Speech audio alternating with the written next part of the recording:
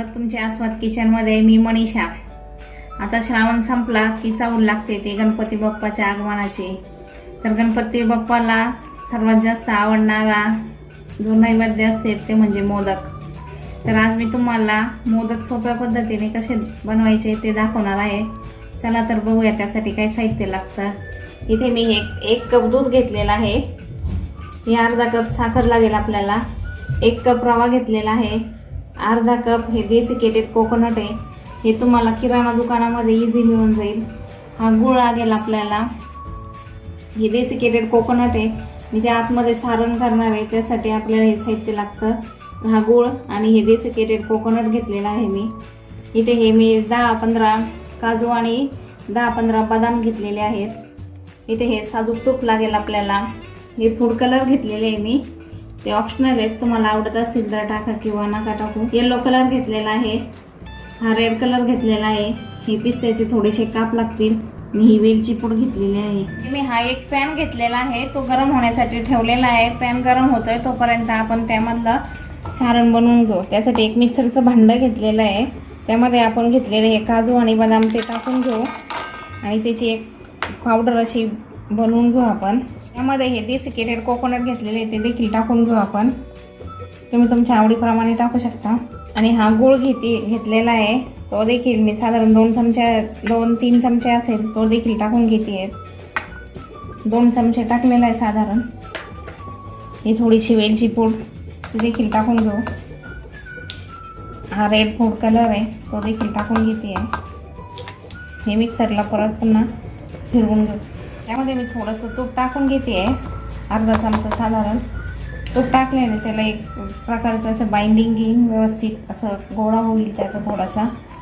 हे अशा पद्धतीने आपलं मिश्रण तयार झालेलं आहे, ते बघू शकता। व्यवस्थित छान गोळा देखील होतो त्याचा, अशा पद्धतीने छान लागतं ते। तुम्ही गुळाऐवजी साखरेचाही वापर करू शकता तिथे, पण गुळ कसा हेल्दी असतो म्हणून मी गुळाचाच वापर केलेला आहे त्यामध्ये। ते ठेवून देते। त्या पॅनमध्ये मी 1 चमचा साजूक तूप घालून घेते अशा पद्धतीने। त्यामध्ये आपल्याला रवा भाजून घ्यायचा आहे, मंद गॅसवरच भाजायचा आहे। मी अशा पद्धतीने एकदम बारीक साईजचा जो रवा भेटतो तो यूज केलेला आहे इथे। तुमच्याकडे बारीक रवा नसेल तर तुम्ही जाड रवा मिक्सरला फिरवून घेऊ शकता।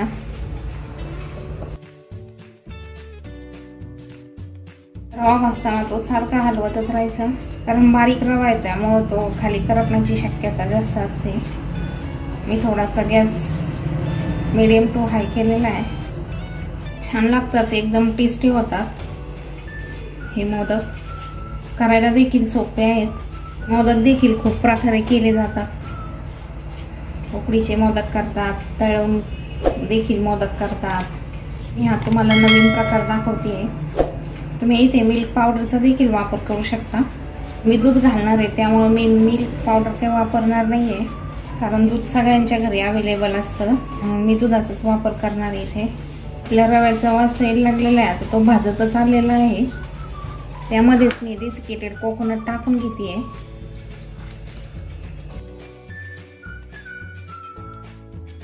ते देखील थोडंसं आपण भाजून घेऊ याच्यासोबत। तुम्ही बघू शकता याला हलकासा गोल्डन कलर आलेला आहे। आता मी हे मिश्रण काढून घेणार आहे। आता हे दूध घेतलेलं आहे, हे दूध मी या पॅनमध्ये ओतून घेते आहे।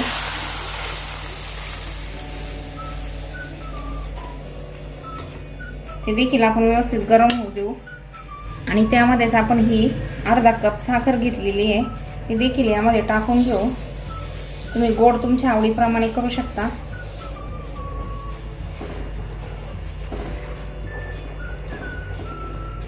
आपण साखर विरघळू देऊ येथे। आणखी अर्धा कप दूध घेतलेला आहे, ते देखील टाकते या मिश्रणामध्ये। त्याला व्यवस्थित उकळी येऊ देऊ आपण। मी इथे 10-12 केशरच्या काड्या टाकून घेते आहे, ऑप्शनल आहे, तुम्हाला टाकायचे असेल तर टाका, नाही तर स्किप देखील करू शकता। त्याने कलर देखील छान येतो आणि फ्लेवर देखील छान लागतो। आता आपली साखर पूर्णपणे विरघळलेली आहे, दूध देखील उकळायला लागलेलं आहे आपलं। त्यामध्ये मी थोडंसं तूप टाकते आहे, गॅस कमी केला आहे मी आता। यामध्येच मी थोडासा फूड कलर टाकून घेते आहे। मस्त कलर आलाय, तुम्ही बघू शकता. आता हे रव्याचं आणि डेसिकेटेड कोकोनटचं जे मिश्रण आहे ते यामध्ये टाकून थोडंसं असं मिक्स करून घेऊ आपण.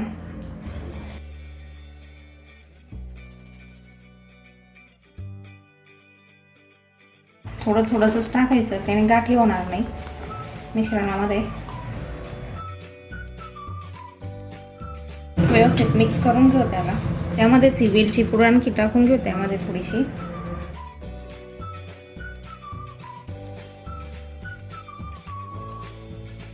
व्यवस्थित एकजीव झालेलं आहे आपलं मिश्रण. तर मी 1-2 मिनिट त्यावरती झाकण ठेवून एक वाफ आणून घेते आहे. त्यानंतर आपण चेक करू. बघू शकता तुम्ही आपलं मिश्रण किती छान प्रकारे तयार झालेलं आहे. मस्त छान गोळा तयार झालेला आहे त्याचा. एकदम सॉफ्ट असं झालंय. मस्त कलर देखील त्याला किती सुरेख आलेला आहे.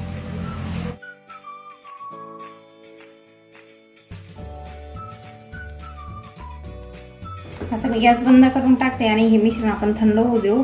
अशा पद्धतीने आपलं हे मिश्रण तयार झालेलं आहे. हे थंड पण देखील झालेलं आहे. आपण मोदक बनवून घेऊ. तर त्यासाठी मी जे आतमध्ये सारण भरणार होते ना, तर त्याचे मी असे बॉल्स बनवून ठेवलेले आहे. बघू शकता असे छोटे छोटे बॉल बनवायचे. मी हा साचा घेतलेला आहे मोदकाचा, त्याला तूप लावून घेतलेला आहे. त्याला आपण पॅक करून घेऊ अशा पद्धतीने व्यवस्थित. त्यामध्ये असं थोडासा गोळा घेऊ या मिश्रणाचा.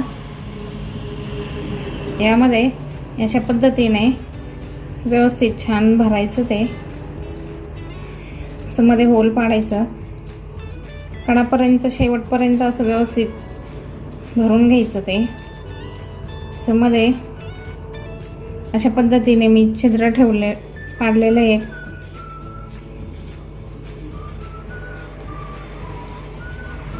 त्यामध्ये हा बॉल घ्यायचा एक छोटासा, तो यामध्ये घालायचा अशा पद्धतीने.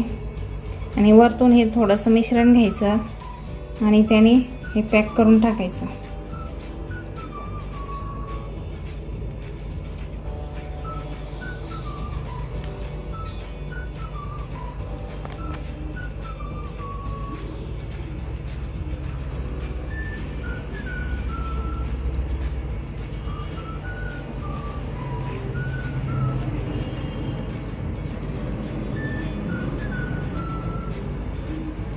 बघू शकता तुम्ही आपला किती छान प्रकारे मोदक तयार झालेला आहे.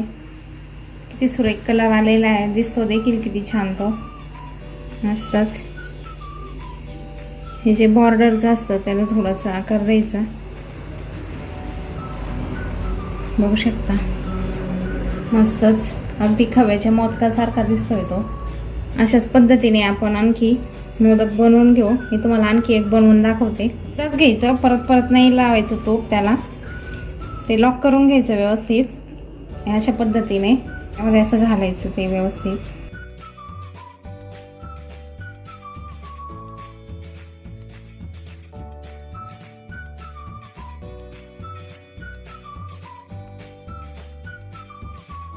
ते आपण हे मिश्रण केलेलं आहे त्यामध्ये हे एक बॉल असं घालून द्यायचा आणि पाठीमागची बाजू या मिश्रणाने अशी पॅक करून टाकायची. मस्तच. साच्याने सोपे जातात मोदक करायला. मी तुम्हाला हाताने देखील बनवून दाखवणार आहे. बघितलं किती छान झालं आहे आपला मोदक.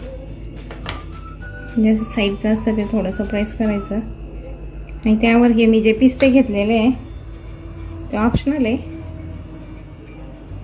ते अशा पद्धतीने चिटकवायचे. दिसायला छान दिसतात ते.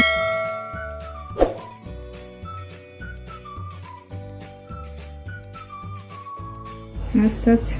बघू शकता. आता मी तुम्हाला हाताने बनवून दाखवणार आहे मोदक. त्यासाठी प्रथम एक गोळा घेतलेला आहे मी अशा पद्धतीने. असं गोल करून घ्यायचं, ते असं प्रेस करायचं. त्याची एक अशी छान पारी बनवायची अशा पद्धतीने. त्यामध्ये आपण केलेले जे बॉल आहे तो यामध्ये घालायचा आणि हे पॅक करून घ्यायचं हे अशा पद्धतीने. असे देखील मोदक सोपे असतात करायला, पण वेळ लागतो थोडासा. अशा प्रकारे एक चमचा घ्यायचा त्याला अशा साईडनी लाईन द्यायच्या.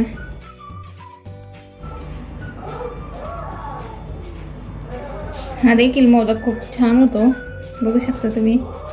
मस्त. त्यावर देखील आपण पिस्ते लावून घेऊ. ऑप्शनल आहेत, असतील तर लावा, आवडत असतील तर लावा, नाही तर स्किप देखील करू शकता. बघू शकता मस्तच झालाय. अशा पद्धतीने मोदक कसा बनवायचा ते देखील तुम्हाला दाखवते मी. 2 भागामध्ये बनवलाय हा मी, बघू शकता. सुंदर दिसतंय.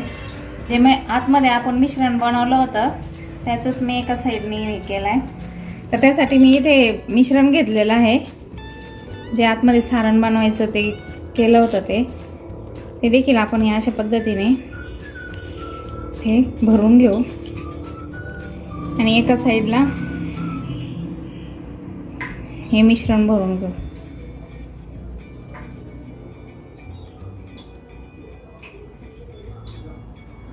अशा पद्धतीने प्रेस करू आपण त्याला व्यवस्थित.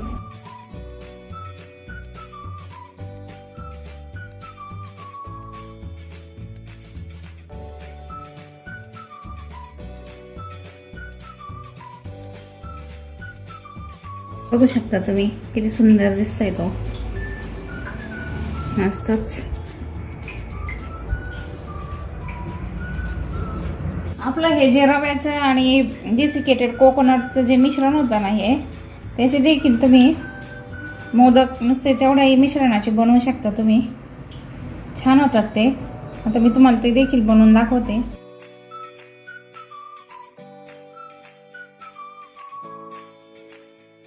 त्यामध्ये तुम्ही 2-3 प्रकारचे कलरफुल मोदक बनवू शकता. जे आतमध्ये बनवलं होतं सारण त्याचं देखील नुसते तेवढ्या याचे देखील तुम्ही बनवू शकता. दोन्ही एकत्र करून बनवू शकता किंवा नुसते असे याचे देखील बनवू शकता. छान होतात आणि खाण्यास देखील एकदम टेस्टी लागतात. बघू शकता तुम्ही. मस्तच छान झालाय. बघू शकता तुम्ही आपले मोदक बनवून तयार झालेले आहेत. मी एकाच मिश्रणापासून तुम्हाला किती प्रकारे मोदक बनवून दाखवलेत. हे नुसते ते वरचं जे आपलं रवा आणि डेसिकेटेड कोकोनट होती त्याचं मिश्रणाचं आहे. हे आपण जे आतमध्ये बाइंडिंग केलं होतं काजू बदाम आणि ते आतमध्ये घातलेलं आहे मी. एक मोदक तुम्हाला मी कट करून दाखवते. त्यामधला एक मोदक मी तुम्हाला कट करून दाखवते. किती छान दिसतोय तो, बघू शकता तुम्ही. मस्तच. बघितलं. आणि हे आपण ते दोन्ही मिश्रण एकत्र करून त्याचे मोदक बनवलेले आहेत. जर तुम्हाला मोदक बनवण्याची पद्धत जर आवडली असेल तर आस्वाद किचनला लाईक करा, शेअर करा, सबस्क्राईब करा आणि तुम्ही देखील बनवा आणि कमेंट करून सांगा कसे झाले ते. आजचा व्हिडिओ बघितल्याबद्दल खूप खूप धन्यवाद.